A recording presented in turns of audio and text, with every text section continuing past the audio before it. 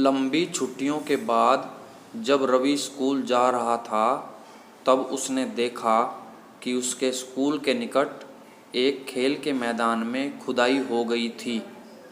वही एक मैदान उनके खेलने के लिए वहाँ पर था। लोगों ने बताया कि वहाँ अनेक फ्लैटों वाली एक बड़ी इमारत बनेगी। जब रवि को समझ में आया कि मुलायम घास और गेंदे के फूल एवं तितलियों वाला विशाल मैदान अब हमेशा के लिए नष्ट हो चुका है, तो उसकी आंखों से आंसू छलकने लगे। उसने यह बात अपने सहपाठियों को बताई। सुबह की सभा में प्रधानाचार्य ने भी बहुत उदासी से कहा, देखो कैसे हमारा पर्यावरण बदल रहा है। कक्षा में पहुंचकर रवि ने अपने शिक्षक से इस संबंध में बात की। Good morning sir. मॉर्निंग बेटा। सर, सुबह की सभा में श्री प्रधानाचार्य जी हमें कह रहे थे कि पर्यावरण बदल रहा है। ये पर्यावरण क्या होता है सर?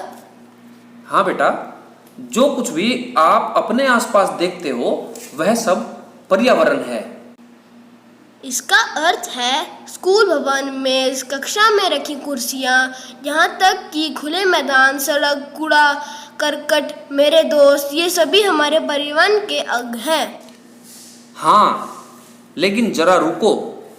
कुछ वस्तुओं का निर्माण प्रकृति ने किया है, जैसे पर्वत, नदियाँ, पेड़, प्राणी, जबकि अन्य का निर्माण मानव ने किया है, जैसे सड़क, कार, कपड़े, किताब आदि।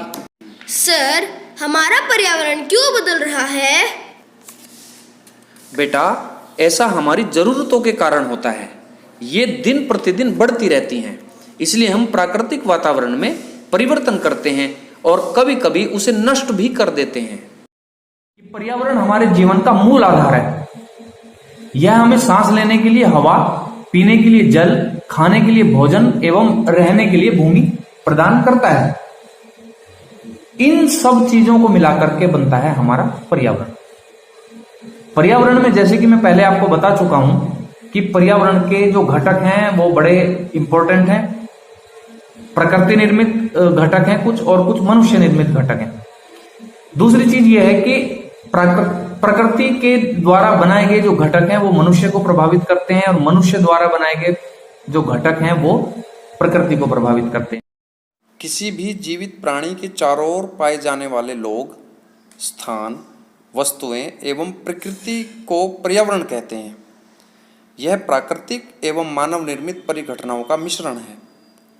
प्राकृतिक पर्यावरण में पृथ्वी पर पाए जाने वाली जीवीय एवं अजीवीय दोनों परिस्थितियां सम्मिलित होती हैं, जबकि मानवीय पर्यावरण में मानव की परस्पर क्रिया, उनकी गतिविधियां एवं उनके द्वारा बनाई गई रचनाएं सम्मिलित होती हैं।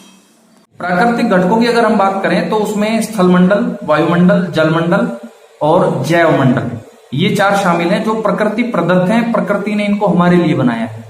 स्थलमंडल वो जगह है जहां पर हम खड़े होकर अपनी गतिविधियां कर सकते हैं। पृथ्वी का ऊपर का सतह है।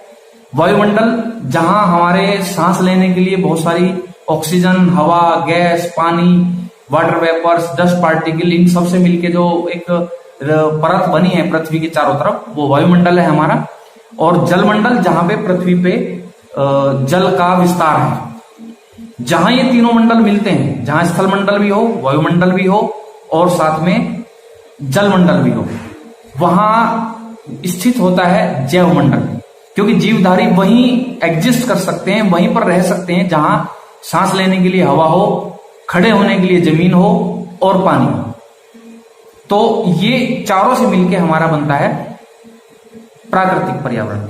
अब दूसरी तरफ अगर मैं बात करता हूं कि मनुष्य निर्मित जो पर्यावरण है उसमें क्या क्या आती हैं।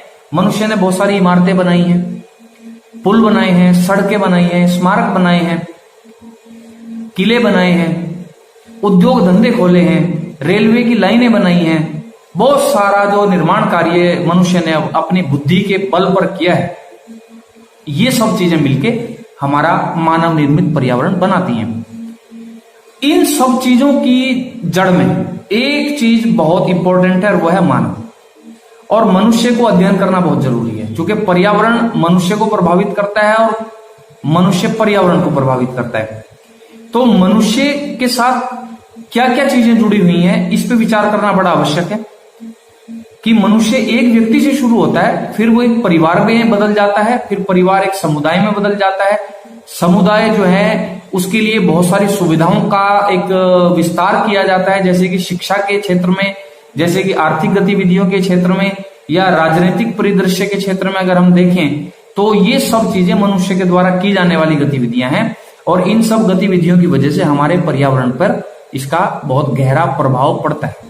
पारितंत्र एक ऐसा तंत्र है जिसके अंदर सभी जीवधारी आपस में मिलके परस्पर प्रतिक्रिया करते हैं, क्योंकि सभी जीवधारी एक दूसरे से अच्छी तरह जुड़े हुए होते हैं। जैसे कि आपने देखा होगा कि घास उगती है और घास को कुछ पशु खाते हैं, कुछ पशु या जानवर उन जानवरों को, उन पशुओं को खा जाते हैं।